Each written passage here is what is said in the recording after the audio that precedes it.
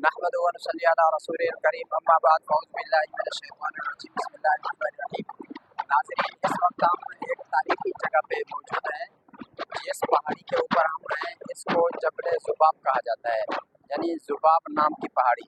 मस्जिद नबवी शरीफ से आप शिमाल की जानिब जाएँ तो तकरीबन 1.5 किलोमीटर के फासले पर आपको ये ज़ुबाब नाम की पहाड़ी मिलेगी। और इसकी बड़ी निशानी ये है कि इसकी मशरकी साइड पे तरीक़ुल उयून है और इसकी मगरबी साइड पे जो है वो तरीक़ सुल्ताना है। आप दाऊदिया इशारे से जुर्फ़ की तरफ रुख करें तो आपको पैदल जाते हुए बाईं तरफ जबल सिला पड़ेगा और दाईं तरफ जो है वो जबल ज़ुबाब पड़ेगा। आप सल्लल्लाहु अलैहि वसल्लम के मदीना के मुअर्रिख़ इब्न शिबा रहमहुल्लाह हैं, वो अल-मुतवफ़्फ़ा 212 हिजरी, उन्होंने लिखा है कि जबल ज़ुबाब के ऊपर आप सल्लल्लाहु अलैहि वसल्लम तशरीफ़ लाए हैं। और इसी तरह किताबुल मनासिक के मुसन्निफ़ अपनी किताब अल मनासिक में लिखते हैं कि आप सल्लल्लाहु अलैहि वसल्लम इस जबल ज़ुबाब पे तशरीफ़ लाए और यहाँ पर आप सलाम ने नमाज़ें अदा फरमाई हैं।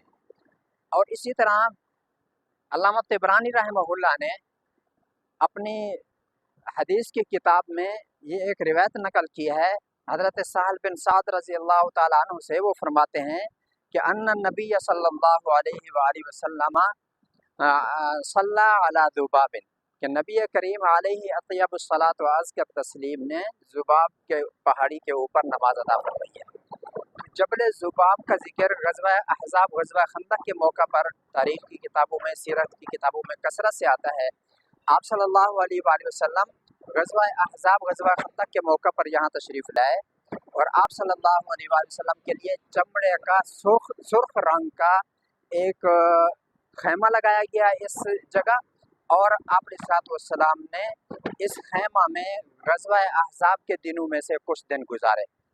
और इसी तरह मालिमुल मदीना, ये इदारा है मदीना मुनव्वरा का, उनके मुताबिक आप सल्लल्लाहु अलैहि वसल्लम ने इस खैमा में ग़ज़वा अहज़ाब के मौका पर 30 नमाज़ें अदा फरमाई हैं, फ़र्ज़ नमाज़ें अदा फरमाई हैं इस जगह।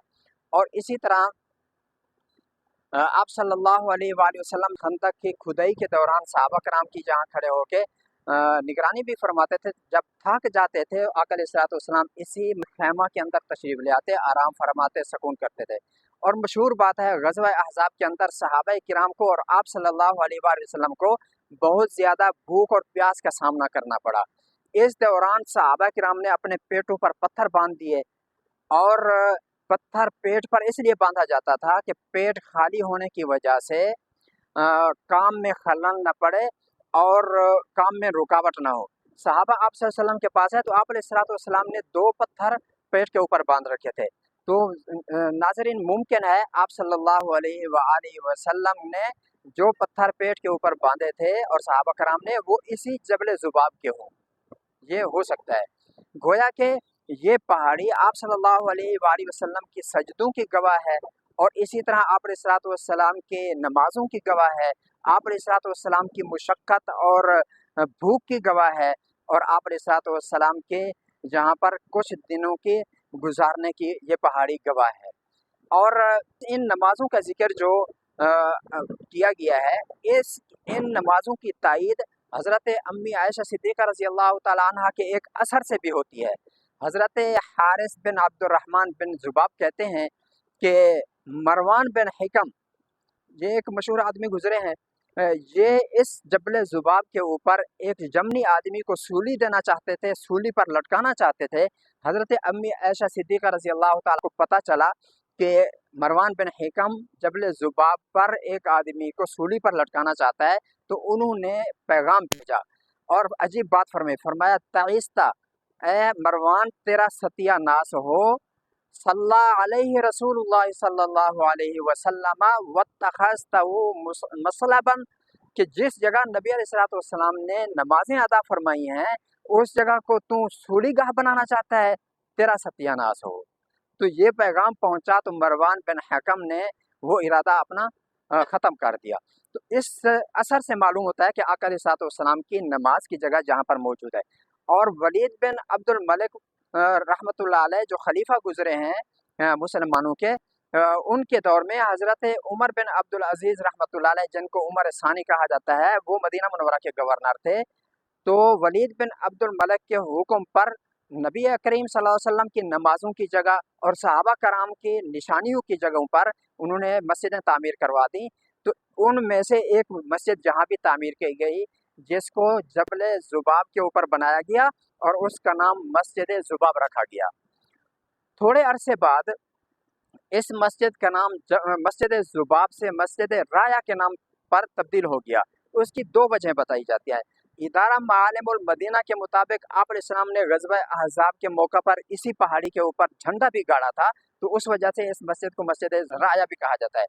اور دوسرا قول ڈاکٹر محمد الیاس عبد الغنی، یہ مورخ ہیں مدینہ منورہ کے، وہ اپنی کتاب المساجد الاثریہ فی مدینہ المنورہ میں لکھتے ہیں کہ واقعہ حرہ کے موقع پر یزید بن الحرمزان نے اس پہاڑی کے دامن میں اپنے غلاموں کو جھنڈے تقسیم کیے، تو اس وجہ سے اس مسجد کا نام مسجد ذباب کی بجائے مسجد رایا رکھا گیا ہے۔ واللہ عالم، حقیقت اللہ تعالیٰ کی ذات جانتی ہے۔ بہرحال ہماری خوش نصیبی ہے، نبی اکرم صلی اللہ علیہ وسلم نے جہاں 30 نمازیں عطا فرمائی ہیں، اللہ تعالیٰ نے وہاں آنے کی توفیق نصیب فرمائی ہے۔ اور اسی طرح آپ صلی اللہ علیہ وآلہ وسلم کی ایک یادگار جگہ کو ہم نے دیکھ لیا ہے۔ دعا ہے کہ اللہ تبارک و تعالیٰ ہمارے کیمرہ مین سمیت ہم سب کو نبی اکرم صلی اللہ علیہ وآلہ وسلم کی ان جگہوں کی برکت حاصل کرنے کی توفیق نصیب فرمائے۔ جو لوگ جہاں آنا چاہتے ہیں، نہیں پہنچ سکتے ہیں، ان کو آنے کی توفیق نصیب فرمائے۔ اور اللہ تعالیٰ ہمارے کیمرہ مین بھائی کو بھی جزائے خیر نصیب فرمائے کہ انہوں نے ہمارا ساتھ تعاون کیا اور ہمیں ٹائم دیا۔ والسلام علیکم ورحمۃ اللہ وبرکاتہ۔